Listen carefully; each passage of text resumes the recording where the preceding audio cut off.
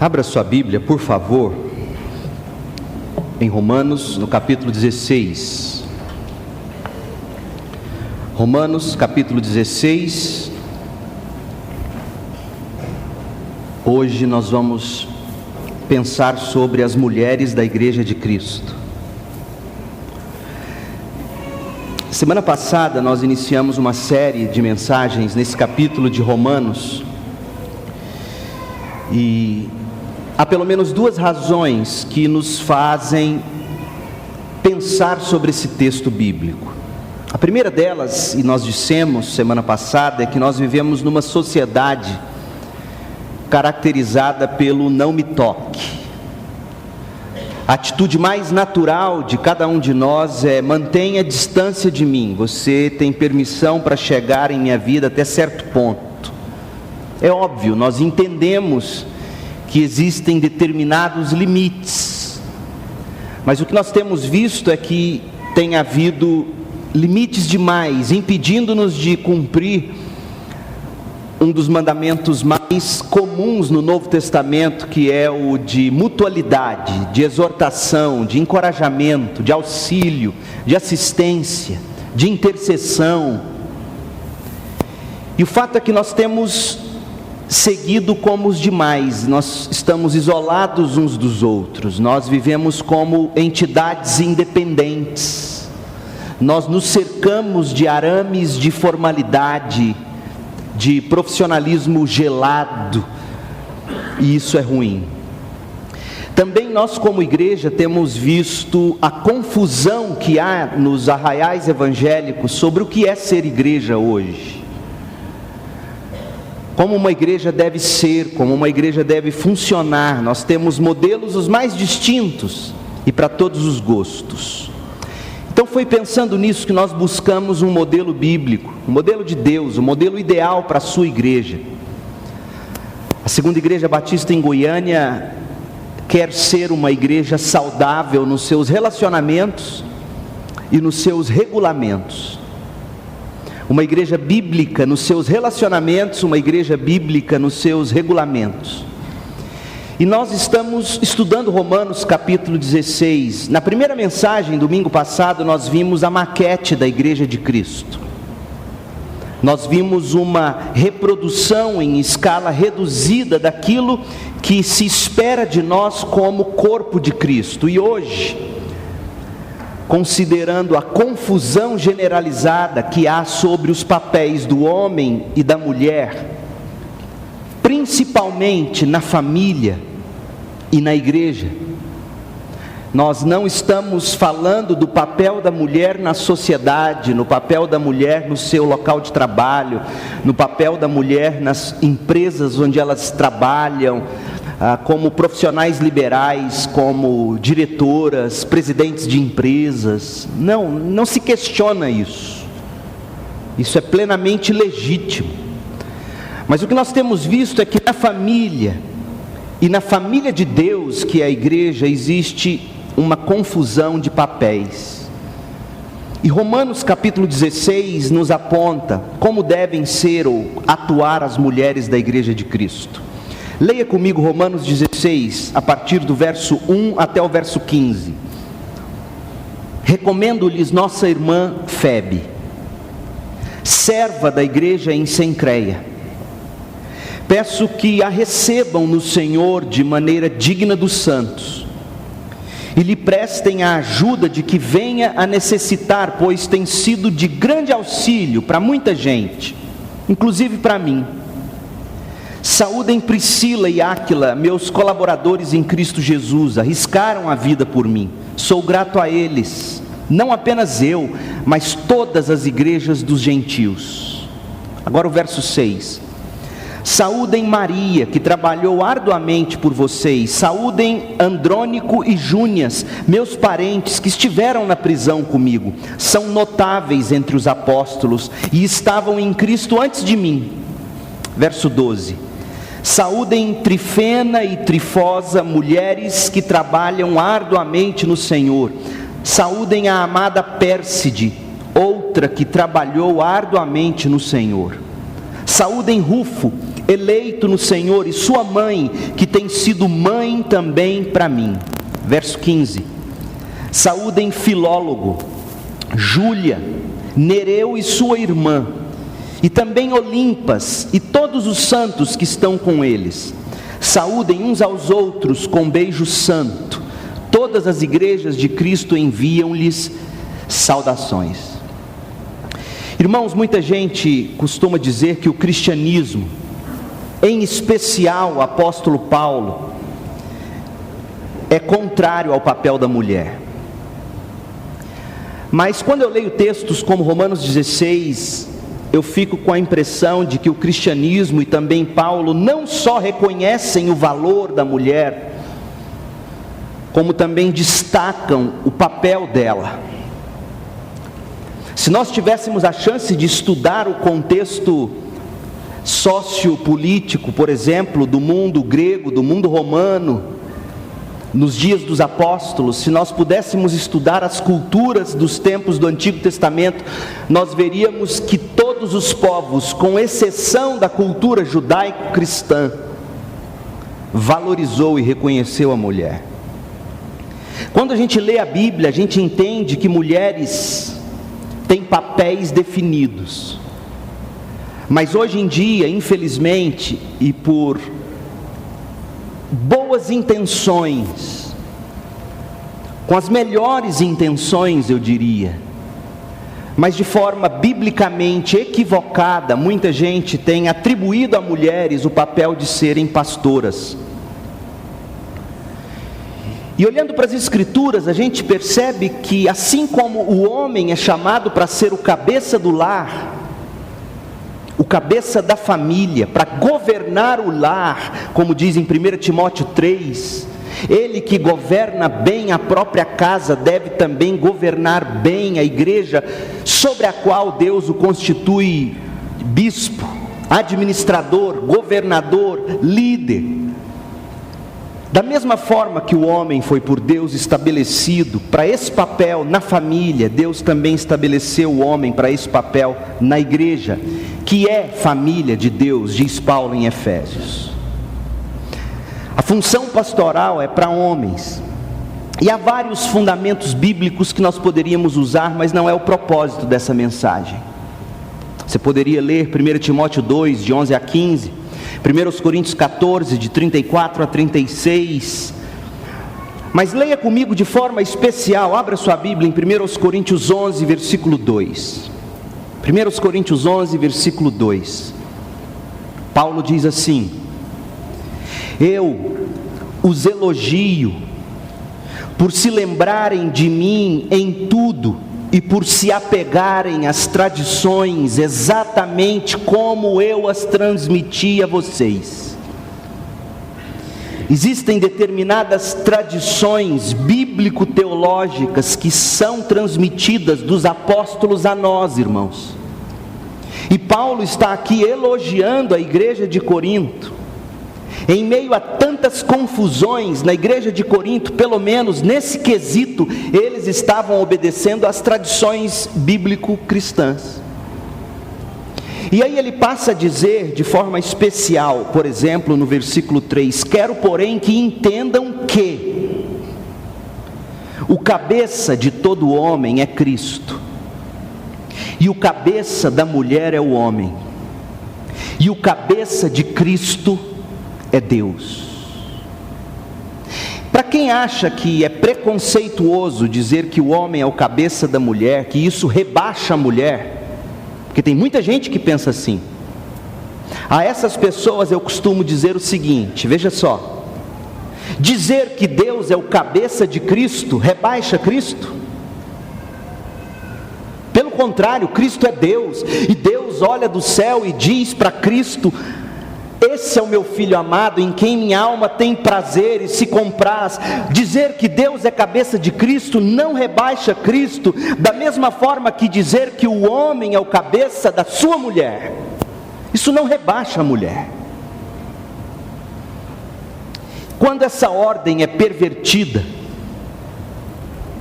Qualquer coisa diferente disso, Paulo chama de polêmica. E Paulo diz que tais polêmicas não faz parte da igreja de Deus. Isso está escrito em 1 Coríntios 11:16.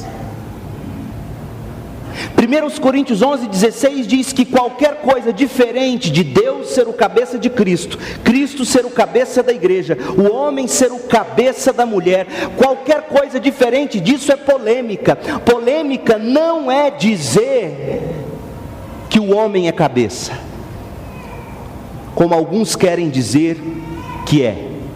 Polêmica é ver a coisa de forma diferente disso, Paulo está dizendo. John Stott, um dos grandes teólogos do século passado, faleceu em julho de 2011, com 90 e poucos anos de idade.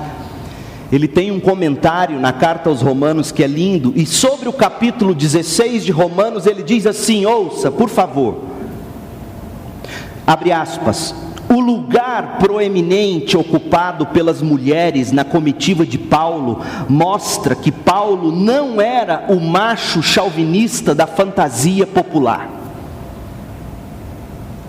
Será que isto lança alguma luz sobre a controversa questão do ministério pastoral feminino? Como se vê neste capítulo, 4 dessas mulheres trabalhavam duro no serviço do Senhor. Priscila era colaboradora de Paulo, Júnias era uma missionária bastante conhecida de todos, e Febe parece ter sido uma diaconisa bem-sucedida. Por outro lado, diz John Stott, precisa ser dito que nenhuma dessas mulheres é chamada de presbítera, nem de pastora, nem de bispa na igreja. Portanto, um argumento a partir do silêncio jamais poderá ser decisivo em questões teológicas. Fecha aspas. E aí as pessoas pegam o texto bíblico e dizem, não, Paulo faz isso porque naquela cultura a mulher e vai.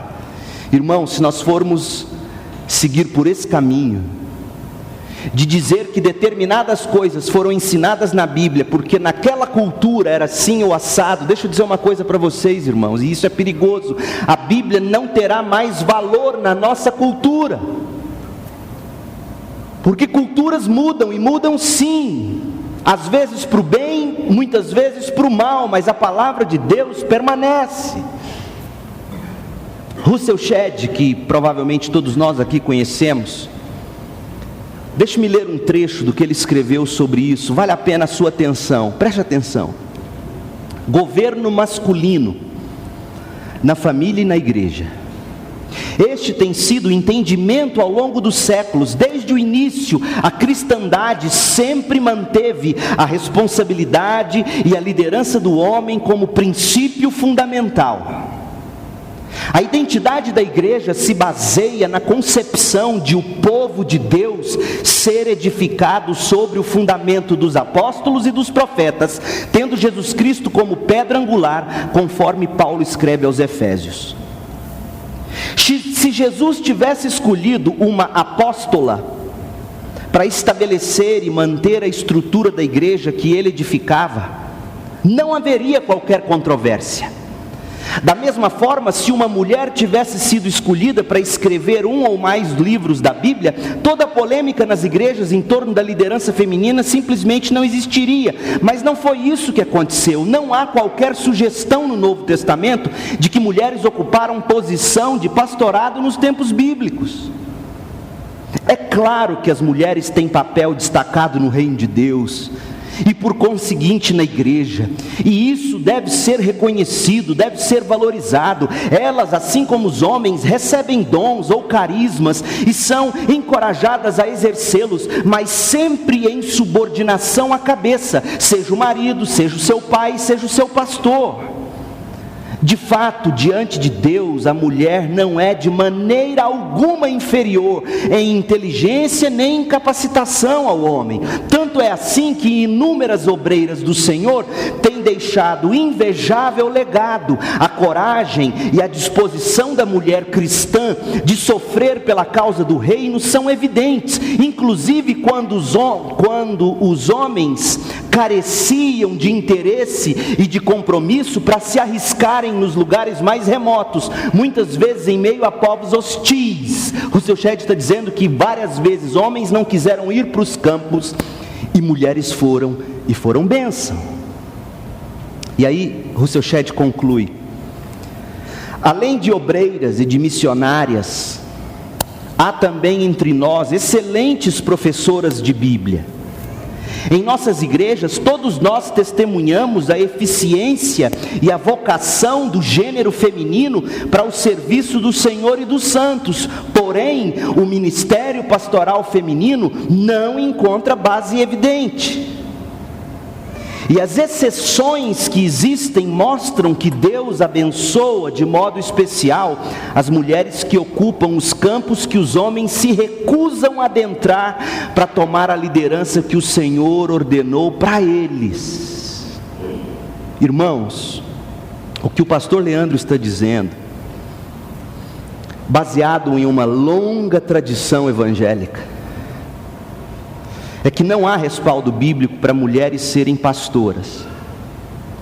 Eu também não estou dizendo que as mulheres sejam menos especiais, ou que sejam inferiores, ou que possuam menor valor no desempenho de seus papéis, nem que as mulheres que hoje exercem funções pastorais não mereçam nosso respeito. Eu não estou dizendo isso.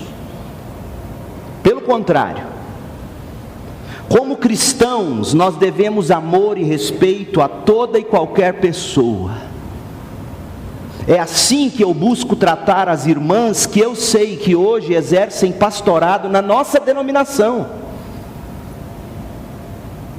Discordando biblicamente, eu, pastor Leandro Borges Peixoto, discordando biblicamente, sempre buscarei tratá-las com honra, amor e respeito. Mas eu não posso dizer que o que acontece é bíblico, pois não é.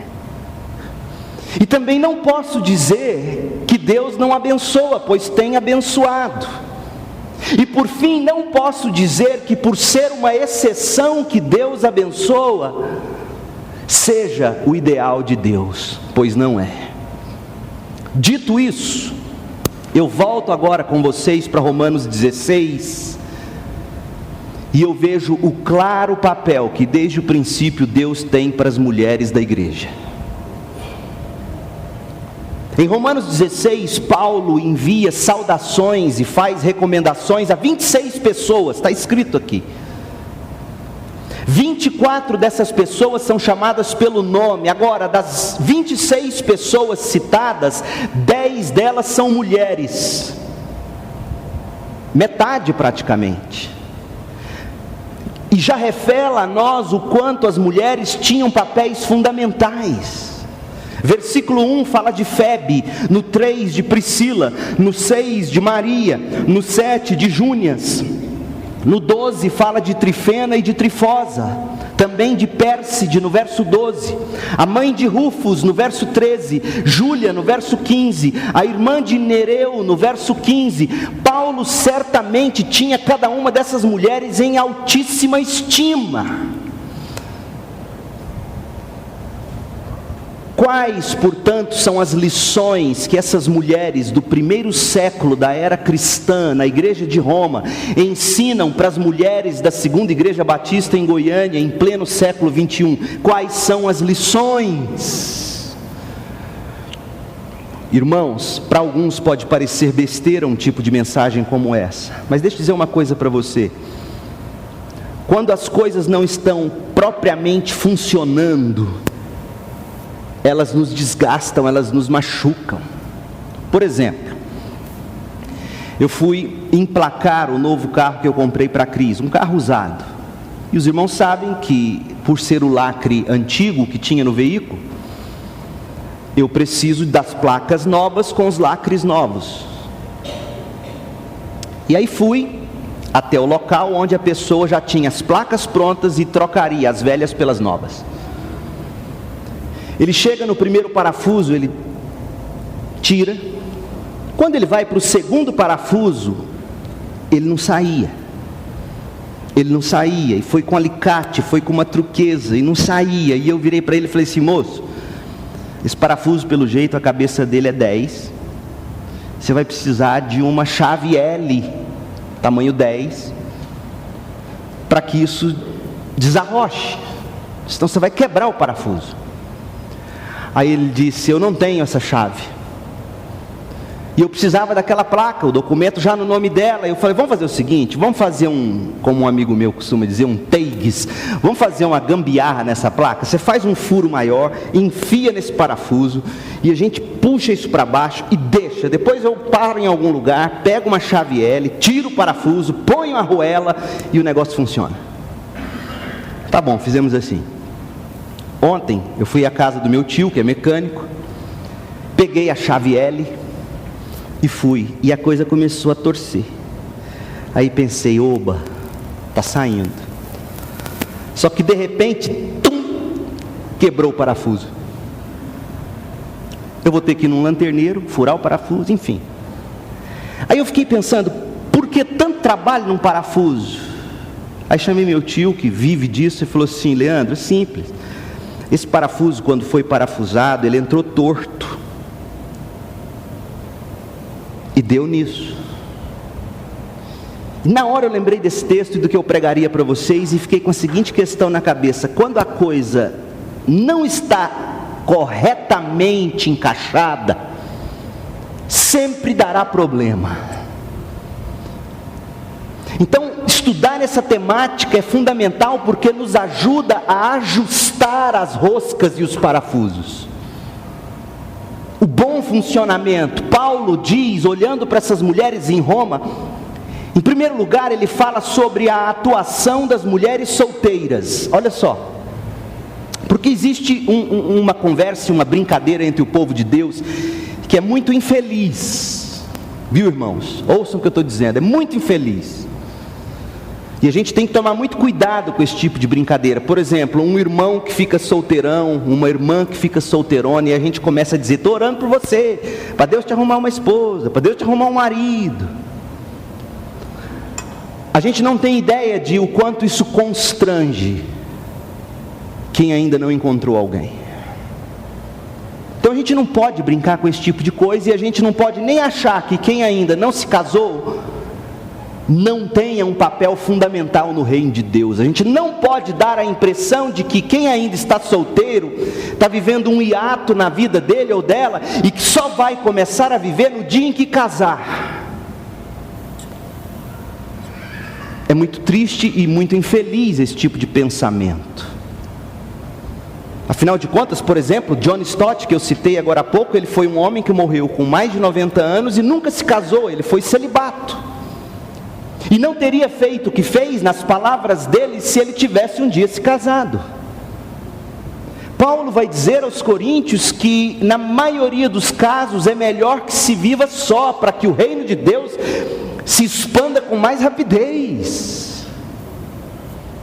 Então, para aqueles que são sós, essa mensagem ela é fundamental, porque Febe, que Paulo cita no primeiro versículo, a irmã Febe, essa irmã Febe, ou ela era solteira, ou ela era viúva, porque o texto não conta do marido dela, como fala de Priscila e Áquila, como fala de Júnias e seu marido.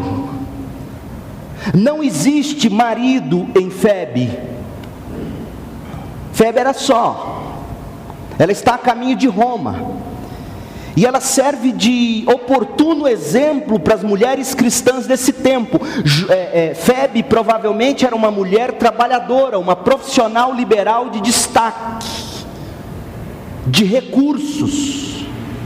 O texto diz assim: recomendo-lhes nossa irmã Febe, serva da igreja em Cencreia, peço que a recebam no Senhor de maneira digna dos santos, e lhe prestem a ajuda de que venha a necessitar, pois tem sido de grande auxílio para muita gente, inclusive para mim.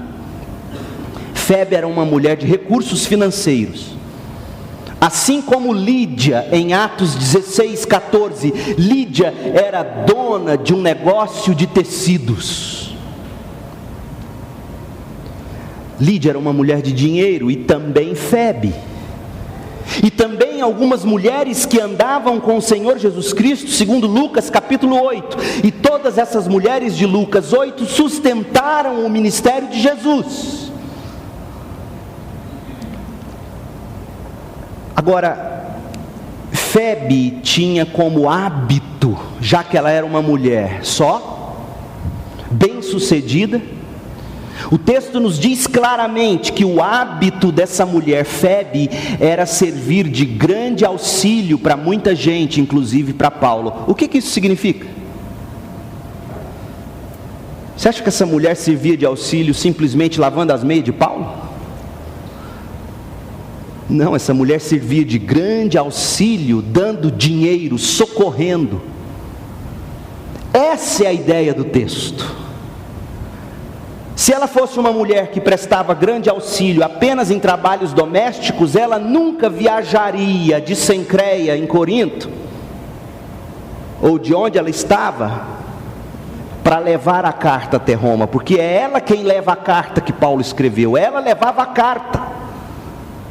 Uma mulher que trabalhava, uma mulher que tinha recursos, uma mulher que abençoava os outros. O texto também diz que ela era serva. Uma mulher que sozinha, bem-sucedida, mas que era visto como uma mulher que servia. Gente, como nos falta isso hoje na sociedade. Mulheres bem-sucedidas, mulheres bem vestidas, mulheres dignas, mas mulheres que quando a gente olha para elas, a gente vê nelas serviço e não sensualidade. Febe tem caráter irrepreensível. Paulo diz que ela é nossa irmã, ele diz isso.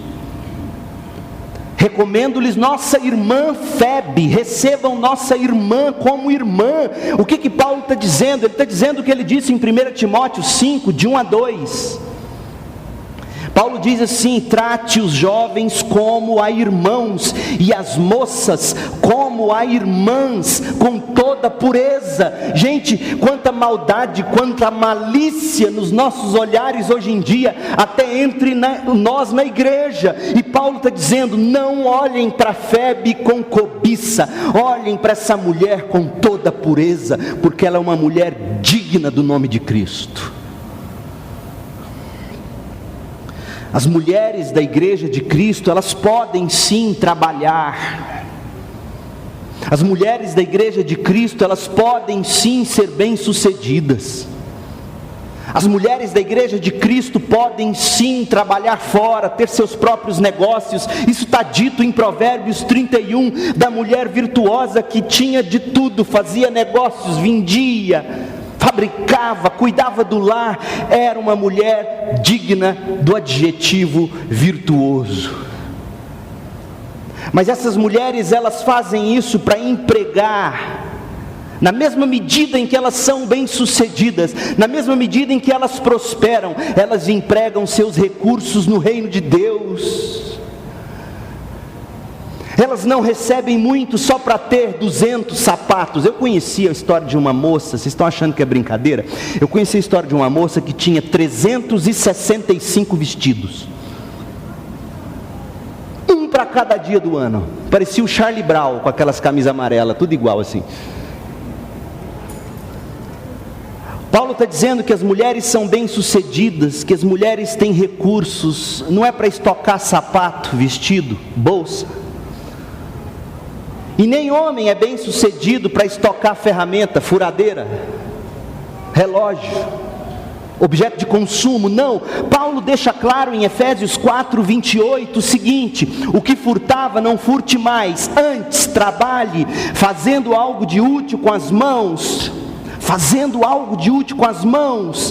para que tenha o que repartir com quem estiver em necessidade. Sabe por que Deus nos dá o que nos dá financeiramente, irmãos? Para repartirmos, para abençoarmos, para expandirmos o reino. Febe nos ensina que é permitido sim as mulheres serem bem-sucedidas.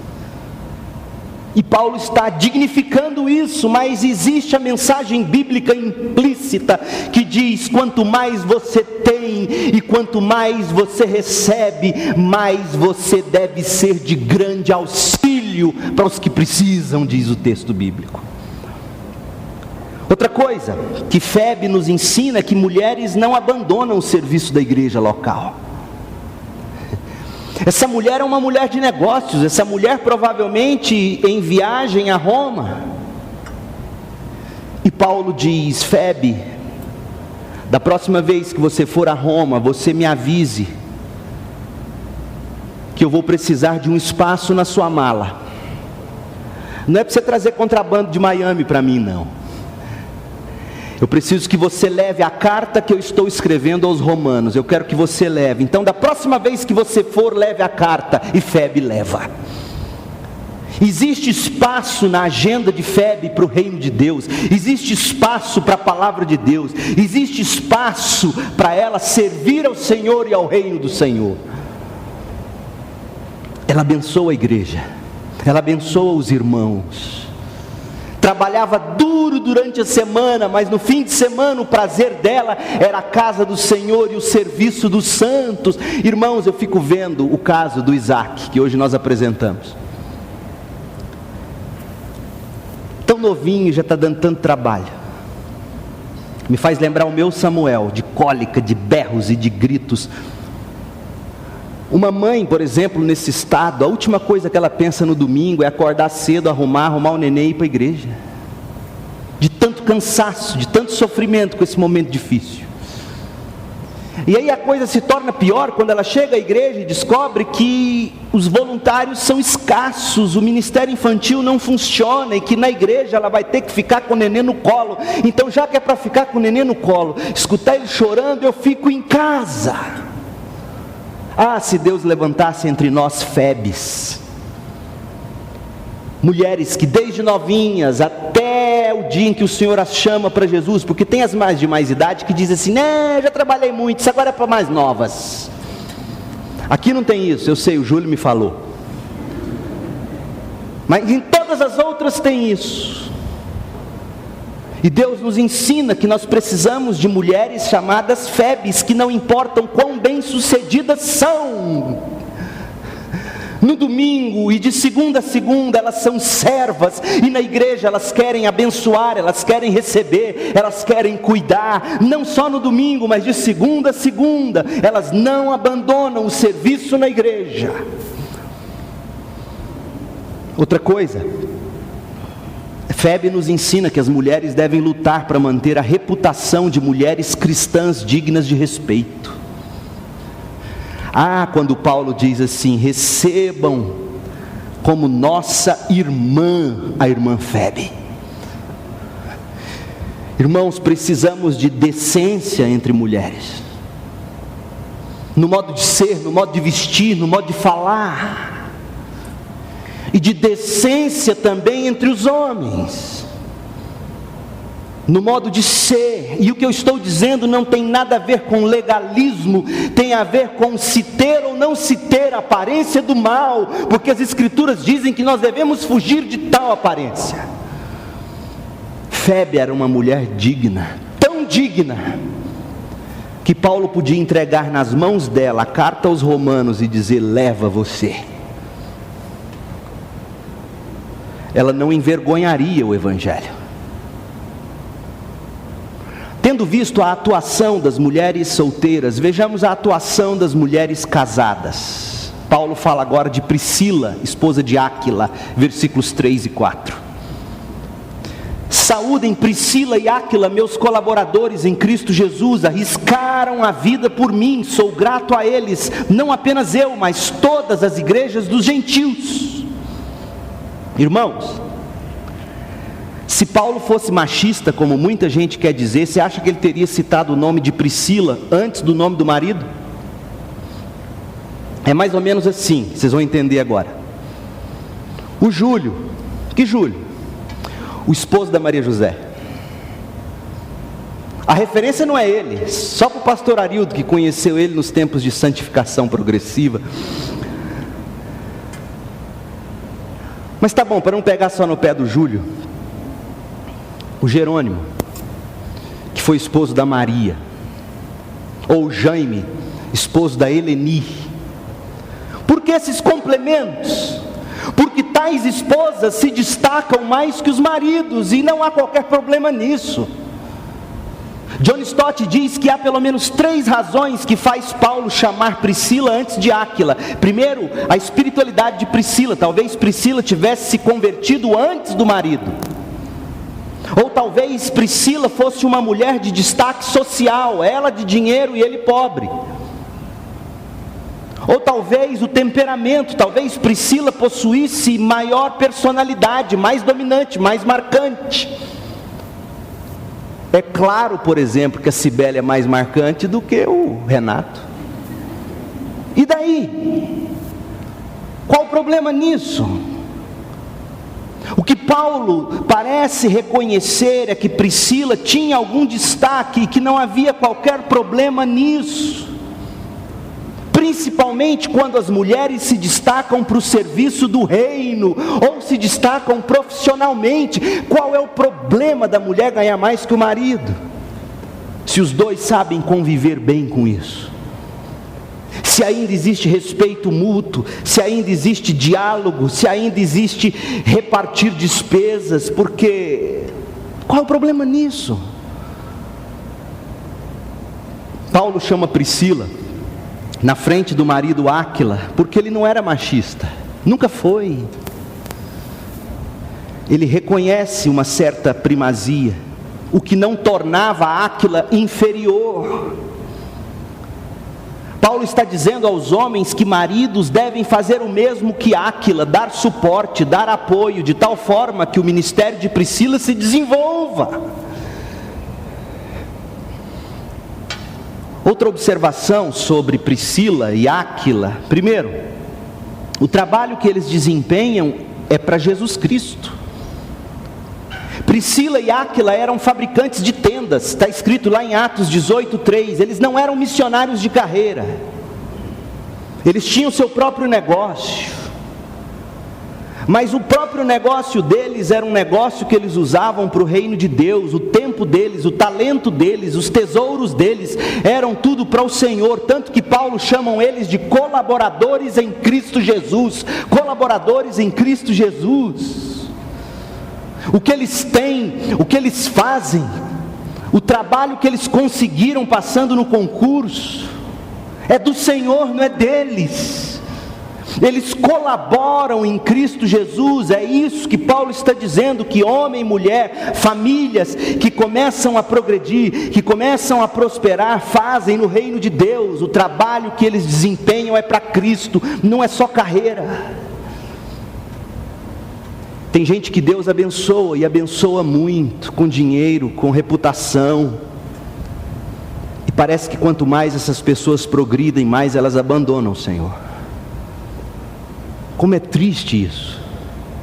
E Paulo está dizendo, Priscila e Áquila nunca foram assim. Priscila e Áquila chegaram a receber Paulo na casa deles, deram um cantinho para ele. Mora com a gente um tempo, Paulo, fabrique tendas conosco, Paulo. E por isso Paulo diz, eles são nossos colaboradores em Cristo Jesus. Marido e mulher, mesmo que a mulher tenha destaque. Segundo, o amor que eles demonstram pelos outros é concreto, é radical. O texto diz que Priscila e Áquila arriscaram a própria vida por Paulo. A gente não sabe o que foi que aconteceu, mas sabemos que foi marcante e radical o suficiente para Paulo jamais se esquecer do que eles fizeram por ele. Arriscaram a vida por Paulo. Priscila e Áquila nos ensinam que pode ser que as esposas se destaquem mais que os esposos, e isso não significa insubmissão, nem pode ser desculpa para a insubmissão da mulher, porque eu também tenho ouvido mulheres dizerem assim, pastor, meu marido é frouxo. Não é assim que se trata. É com respeito. E Ele também por você. O fato de você ter proeminência, de você ter destaque, não significa que você deverá usar isso como desculpa para insubmissão. Maridos e mulheres devem estar bem resolvidos quanto a isso e devem se apoiar mutuamente, devem incentivar uns aos outros mutuamente. Outra coisa que eles ensinam é que tudo que a gente faz, todo o trabalho que desempenhamos, toda a carreira, toda a vocação deve ser em Cristo e para Cristo. O viver é Cristo, o viver não é a profissão, o viver não é a carreira, o viver não é a fábrica de tendas, o viver é Cristo. E o nosso amor deve ser sacrificial, ele deve ser concreto, ele deve ser marcante. Famílias, casais que unem forças para o bem do próximo, para o bem da igreja, para o bem do reino, e que se preciso for, arriscam a própria vida. Esse é o cristianismo que a gente precisa, irmãos. Mas não é isso que se prega e não é isso que se busca no meio dito evangélico. E a última observação que eu quero fazer com vocês, a atuação das mulheres em geral. Paulo falou das solteiras, Paulo falou das casadas e Paulo fala também das mulheres de forma geral. Ele cita 10 mulheres. E se você leu e prestou atenção, e vale a pena a sua atenção depois também, observe o que ele descreve sobre tais mulheres. A primeira coisa que ele ensina é o trabalho árduo. Olha o que ele fala de Trifena, de Trifosa, de Pérside no verso 12. Olha o que ele fala de Maria no verso 6. Ele diz que essas 4 mulheres trabalharam arduamente. Elas não mediram esforços, elas se afadigaram, elas suaram a camisa numa época de egoísmo, de individualismo, de materialismo, de vaidade, de sensualidade. Essas mulheres nos encorajam a trabalhar arduamente para o reino.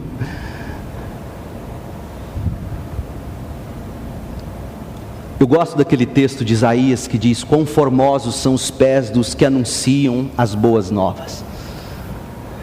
Naquele tempo não se tinha coturno, ou bota de viagem, ou tênis para se escalar montanhas. Naquele tempo andava-se com chinelão de couro.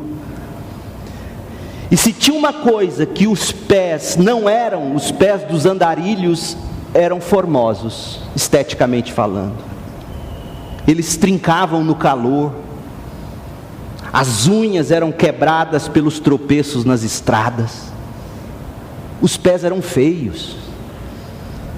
E o texto diz que não, para o Senhor eles não são feios, para o Senhor eles são bonitos, porque eles caminham sempre para proclamar o Evangelho. Eu digo isso, sabe por quê? Porque nós vivemos numa época de tanta vaidade.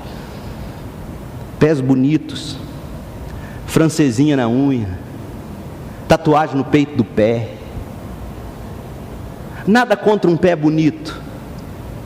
Eu não quero a Cristiane com pé rachado e unha encravada. O problema é que a gente fez dessas coisas não um símbolo de serviço, mas tão somente de vaidade e sedução. E Paulo está dizendo que mulheres como Maria, mulheres como Trifena, como Trifosa, como Pérside, devem ser mulheres que trabalham arduamente. E os homens também. Em segundo lugar, mulheres dedicadas à oração. Paulo fala que Júnias, esposa de Andrônico, lá no verso 7, Júnias, esposa de Andrônico, parentes que estiveram com Paulo na prisão e estavam em Cristo antes de Paulo. Sabe o que esse texto me ensina? Que Júnias orou por Paulo durante muito tempo. Paulo não era crente, Paulo era o perseguidor da igreja, e Paulo está nos informando que Júnias já era convertida quando Paulo ainda perseguia a igreja. E Paulo está dizendo que após converter-se a Cristo, ele descobriu que Júnias e Andrônico oraram por ele por muito tempo. Dedicados à oração, casais que oram pelos filhos. Irmãos, vivemos momentos dificílimos. Se nós não formos como Andrônico e Júnias, homens e mulheres de oração, nós vamos perder outra geração. Porque a nossa luta não é contra carne, não é contra sangue, não é contra estruturas, nossa luta é contra principados e potestades. E Paulo está dizendo: mulheres, sejam como Júnias, homens, sejam como Andrônico. Se vocês já estão em Cristo antes dos filhos, antes dos pais, antes dos amigos, antes daqueles que vocês amam, orem por eles, jamais deixem de orar por eles. Mulheres devem ser guerreiras de oração e homens também. E a terceira lição, em linhas gerais, é que sensibilidade para acolher e sensibilidade para cuidar. Essas mulheres nos ensinam isso. Olha o verso 13. Paulo fala da mãe de Rufo. Ele não cita o nome dela, chama de mãe de Rufo. Por quê? Porque Rufo era conhecido, a mãe dele não. Rufo era um homem de destaque, a mãe dele não. Mas ai de Rufo se não tivesse tido essa mãe anônima. Ai de Rufo se não tivesse tido essa mãe, que era mãe não só de Rufo. Paulo diz que a mãe de Rufo foi mãe também para ele. Ela tinha tempo para ser mãe dos filhos dela e para os filhos dos outros. Ela tinha a opção de amar aqueles que ela chamava para perto, além de amar os filhos naturais que Deus já tinha dado para ela. Mães, muitas vezes vocês são assim, sem nome. Os filhos prosperam, os filhos crescem, os filhos tomam seus caminhos, e vocês continuam sendo a mãe do fulano, a mãe do cicrano, mulheres sem nome. Mas ai desses filhos se não fossem essas mães sem nome. Mulheres que oram por eles, mulheres que intercedem, mulheres que acolhem, mulheres que cuidam. Paulo está dizendo: olha, a mãe de Rufo foi assim para Rufo, e tem sido assim para mim. A segunda igreja precisa dessas mães. Mães que são mães dos seus, e mães que adotam outros. A minha oração, meus irmãos, é que as mulheres da segunda igreja batista em Goiânia aprendam com as mulheres da igreja de Roma sobre como devem ser as mulheres da igreja de Cristo. E que os homens sejam suporte, que os homens sejam encorajadores, e que os homens sejam amorosos, que os homens sejam servos da palavra de Deus, e que Deus abençoe a todos nós com graça, com misericórdia e com paz. Feche os seus olhos, vamos orar. Deus querido, em nome de Jesus, eu peço ao Senhor que nos ensine a ser homens e mulheres que servem, que cooperam, que trabalham arduamente, que adotam espiritualmente aos outros. Que sejamos uma igreja composta de crentes assim, que contagiam uns aos outros dessa maneira. Mulheres bem-sucedidas, sim, mas que jamais deixam de ser servas, jamais abandonem suas igrejas, jamais abandonem o reino. Homens que talvez vão ver suas mulheres se destacando, mas que isso não cause neles ciúme, insegurança. Pelo contrário, que eles recebam isso como graça do Senhor e ministério do Senhor. Que sejamos assim, Pai, uma igreja composta de famílias saudáveis, sadias, que reconhecem o papel da mulher, que reconhecem o papel do homem, e que todos funcionam para o reino do Senhor de forma gloriosa, e que o Senhor receba a glória, e que nós possamos desfrutar da alegria de assim ser e de assim viver. Nós oramos agradecidos, em nome de Jesus, amém. Deus abençoe, meus irmãos, cada um de vocês com graça, misericórdia e paz.